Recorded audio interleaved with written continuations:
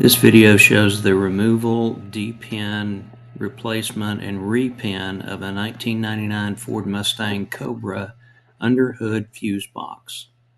In this shot, you see the original Cobra fuse box on the left and the replacement junkyard fuse box on the right, missing a few fuses.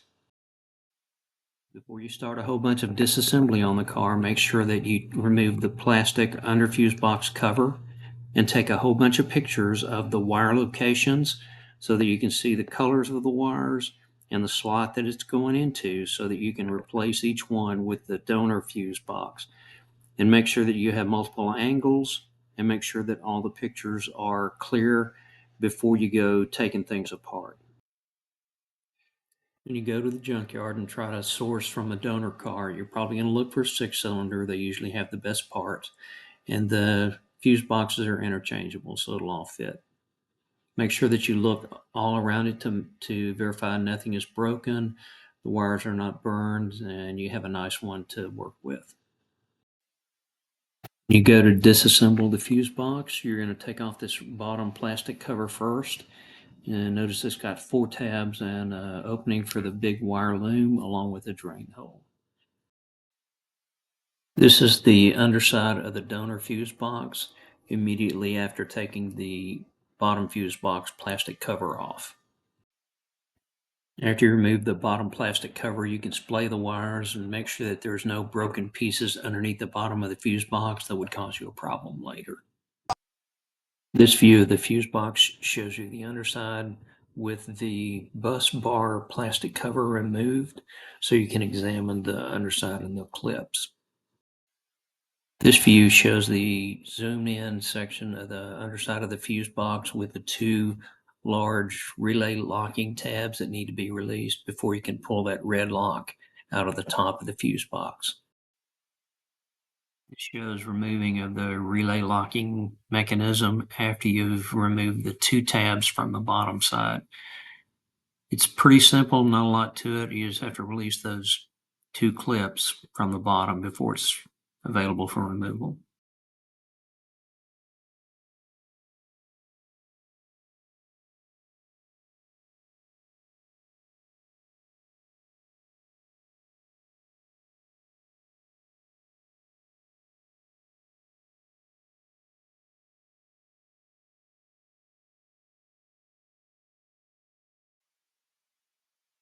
Removing the maxi fuse lock retainer is just pulling it straight up. There's no clips to release.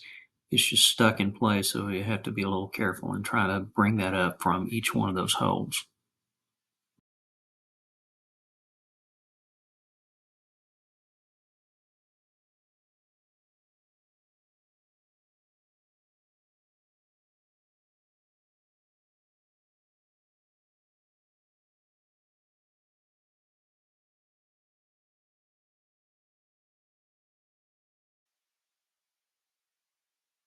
Is a removing of a couple of the clips, the wire end clips, after taking the lock out of the fuse box. You have to be careful to try to not break off any of those things, but the process is simple. Just put a small screwdriver adjacent to the clip, move it slightly, and then you'll be able to pull the wire out of the bottom of the fuse box.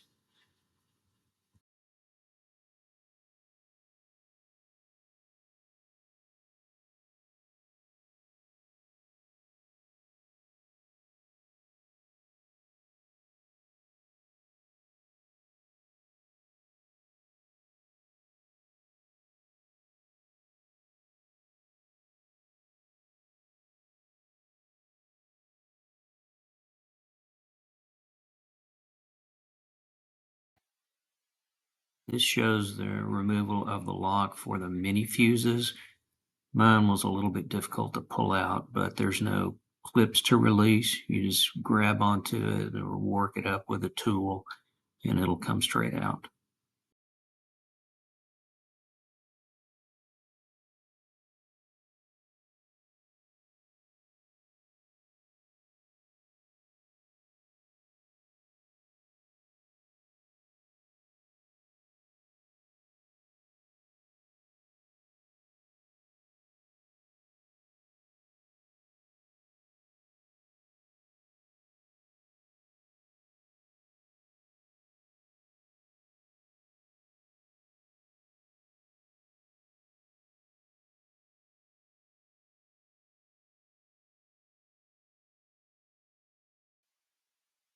Removal of the final lock is pretty simple. You just grab it with a pick tool and it'll pull right up.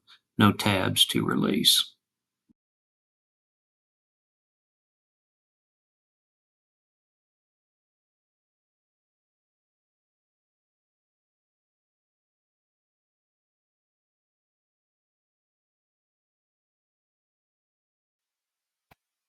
This zoomed in view of the release clips show you how big those tabs are, and they have to be moved, I don't know, a 32nd of an inch or something to release them from the holes in each one of the wire end clips.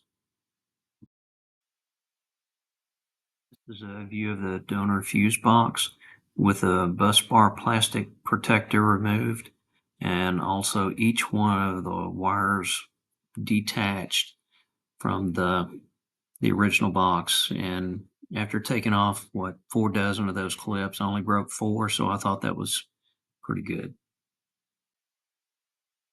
This is the bottom view of the donor fuse box with the bus bar protector removed. And you can see adjacent to almost every single hole, there's a number. So if you want to write down some kind of reference so that you know how to put each wire in each hole, that might be of a benefit later. There are a handful of different types of clips that go into this fuse box. These are some screenshots of the different types. Each one seems to have a different purpose and a different design. I just wanted to show you those differences.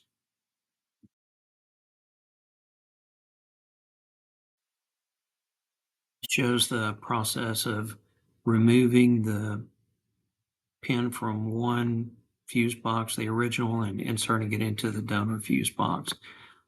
Doing it one by one sequentially and verifying that it all came from one place and went to the exact same place on the donor fuse box. I took my time and tried to make sure everything was as perfect as possible. You can see that I have some of the wires masking taped together, and that's because I broke some of the clips and I wanted to make sure that the wires stayed in position and didn't get pulled out. So I taped them together.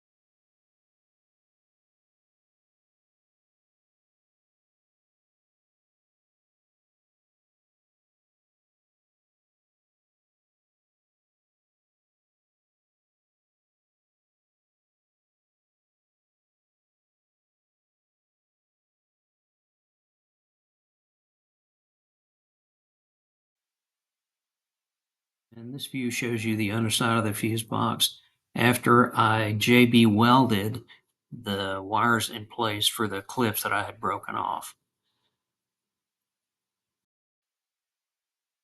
This is the top view of the fuse box.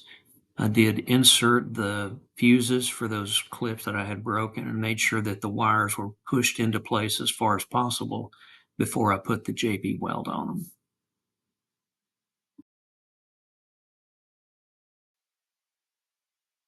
This is the top view of the finished fuse box with all the wires inserted and ready for the red plastic locking tabs and the installation of your fuses and breakers.